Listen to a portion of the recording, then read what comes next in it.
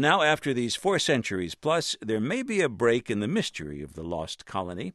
Philip Evans is president of the First Colony Foundation, which has sponsored archaeological research for several years.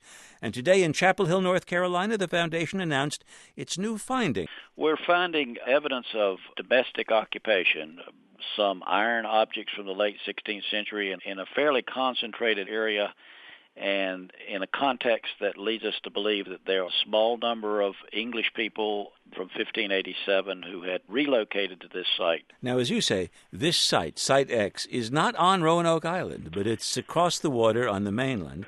What led archaeologists to that spot? 3 things. One was when John White came in 1590 and looked for the colony, he mentioned that the settlers had talked about moving 50 miles into the Main even before he left in 1587.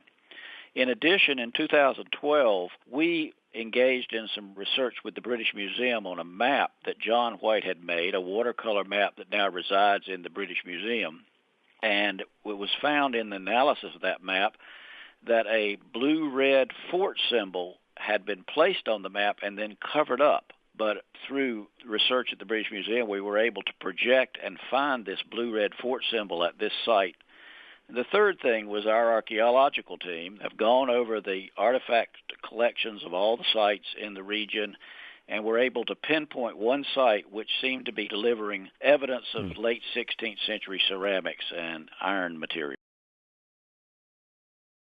You have to understand this is the period of the War of the Spanish Armada. There are spies, English spies, and Spanish spies, and they were constantly looking for places where they could find out where the other side was and pounce on them.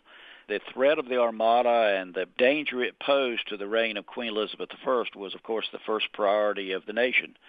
The colony here in America, as important as it is for us here in the United States today, would have been of minor importance to the Queen. She had to maintain her position and defend her realm against this Spanish attack, whether 100 or so men, women, and children in America survived or not. Now, if this Site X find is all that it might be, it might explain where the Roanoke colonists went from Roanoke Island. It still wouldn't explain why they were no longer at Site X.